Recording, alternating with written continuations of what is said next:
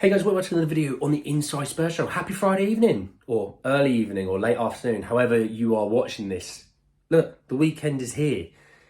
And if you are done for the week, you deserve it. Kick your feet up, watch a bit of me, laugh at me if you want. Don't laugh too hard though, all right? Obviously, I released a video earlier today. I previewed the Fulham game for tomorrow at 5:30. I talked about a potential situation where Spurs are actually in a position at the moment to be on course to securing a Champions League spot, regardless of top four. And also talked about Saudi League interest in Richarlison. So if you have missed it, please go back and have a watch. Drop a like and comment, all that jazz and all. But this video is centered around Atalanta midfielder Edison. We talked about him only a couple of days ago. We're talking about him again. And also some bad news on Alo Valiz and his situation out in Spain. So plenty to talk about, plenty to get into. I just want to say though, if you are new, subscribe. Very much welcome to join us for the journey. And let me start with this report on Edison. It came from Team Talk, who said that Tottenham have reportedly jumped ahead of Manchester United in the race to sign outstanding Atalanta midfielder Edison. The Brazilian will cost in excess of £30 million, but could be the central midfield target General and Ange Postecoglou is craving. Look, I spoke about him in a video and I said that there's 8 clubs that are interested in him. I think it was AC Milan, Inter Milan, obviously us, Manchester United, Newcastle, Arsenal, Liverpool. I'm missing one. Don't shoot me on that front. It's probably like Napoli or something. I don't know. And I said, look, it's going to be difficult. He's got a really big market. I've spoken about Conor Gallagher, and I think Conor Gallagher's not got as big a market as Edison. Now, I think overall, the deal is cheaper than Conor Gallagher. I think the fee will be similar. I think wages he'll be on a lot less. I think you'll probably get Edison on about 80 to 100 grand a week maybe, and I think Conor Gallagher will be on about 120 to 150. So in that front it is cheaper. Obviously you're paying for a player that isn't Prem proven against a player that is Prem proven. So there's also that to hold on to. But he is a guy that would suit Ange's system. The ability to press high, he is physical, he doesn't mind getting stuck in. The fact that he can probably play a 6 or an 8, a 10 at a push maybe. The fact that he can sort of fluctuate between those two places, like a Bentancur, like a Pape Matsab, like a Basuma, I think that's really undervalued in our system. Now, I think it says in excess of 30 million. I actually think the deal will be about 40 million. That's how I kind of see it. 40, maybe even 45. So you've got to weigh it up, and this is what I'm going to put this question out to you, and by all means, you can tell me in the comment section below, and I'll obviously chat with you about it. If I said to you, look, here's 40 million. We either sign Gallagher or we sign Edison. They've both agreed terms. It's all signed off. You just got to tell me which one. And I press the button and it's done. Where are you going with your money? Because I actually think between the two of them, I don't actually see a huge difference, right?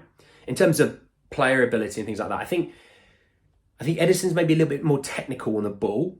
But I also think Gallagher's energy, his durability is something, by the way, we don't talk about enough. He rarely misses time.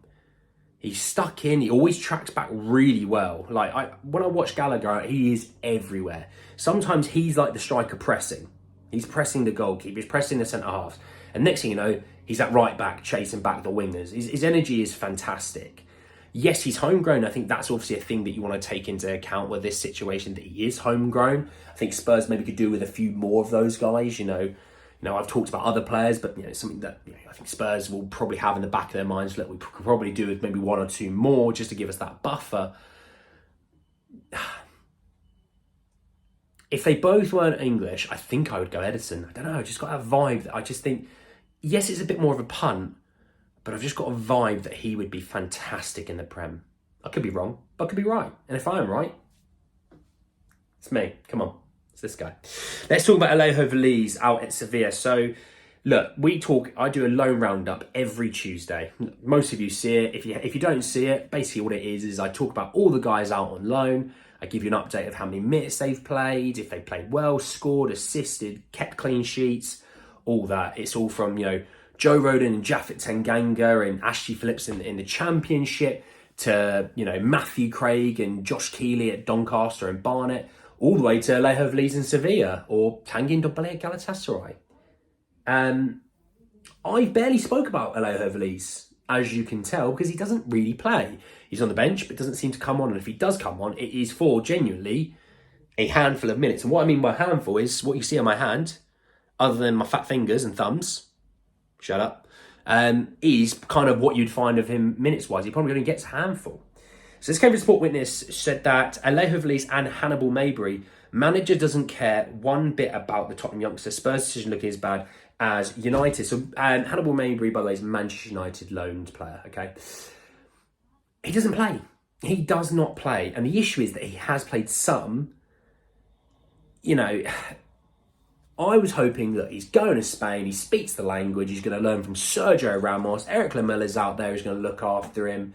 You know, it was all those things that I thought, this is going to line up to be a really good loan spell. And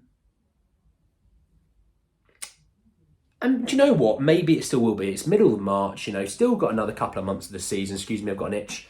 I think, you know, he can turn it around, or it can turn around, you know. Maybe we've got some suspensions, maybe we've got some injuries. You know, maybe he comes on late and scores a goal and a manager goes, oh, hello, that could be good. But at the moment it doesn't look good. And I'm a little bit worried because we've this season had some really good loan spells. Ashley Devine, I always call him Ashley Devine because he plays alongside Ashley Phillips. Sorry, Alfie Devine. He's had a really good loan spell at Port Vale, tons of minutes. Like he had a great loan spell at Port Vale. He's moved to Plymouth. It's been solid, but not amazing. Ashley Phillips, great loan spell at Plymouth. Jaffet Tanganga started off his Millwall loan.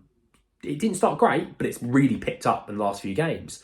Joe Roden, loan of the summer, absolute unreal. You know, when we look at Troy Parrott out at Excelsior Rotterdam, really good loan spell, playing loads of minutes. But we also got players like Tanguy Ndombele, not really playing.